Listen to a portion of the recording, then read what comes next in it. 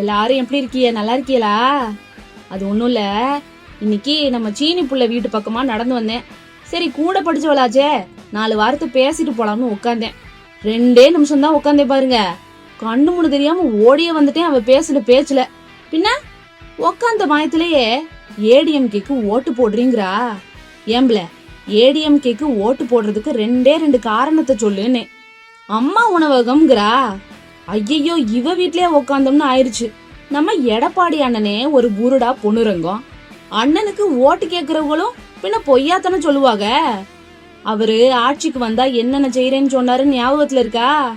விவசாய கடனை தள்ளுபடி பண்றேன்னாரு முழுசா. ஆகுச்சா? இந்த 100 நாள் வேலைக்கு பொம்பளை ஆளுக தினைக்கும் சரியா போயிட்டு வந்தாங்க. அத 150 நாள் ஆக்க போறேன்னு சொன்னாரு அண்ணே. செஞ்சாரா? இருந்த 100 நாள் வேலையும் ஒழுங்கா கொடுக்காம புடுங்கிட்டு விட்டாரு. அம்மா வீட்டு திட்டம் அப்படின்னாரு. நிறைய வீடு பாதியிலே அப்படியே கட்டி போட்டு போட்டோ எடுத்ததோட நிக்குது. அடுத்து அம்மா மினி கிளினிக். சிரிப்பா தான் வருது. ஒரு மெடிக்கல் கூட வைக்கலையே. அம்மா உணவகத்தை விரிவாக்க போறேன்னாரு.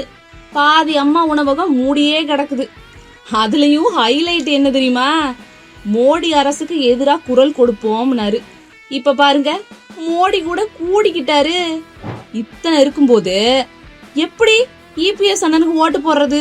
அதான் அவ வீட்ல இருந்து அப்படியே ஓடியே வந்துட்டேன். உங்களை யாராவது ஏடிஎம்கே கூட்டணிக்கு ஓட்டு போட சொன்னாங்கன்னு வச்சுக்கோங்களேன், எஸ்கேப் அப்படின்னு ஓடியே வந்துடணும். புரிஞ்சுதா என்ன நான் சொல்றது?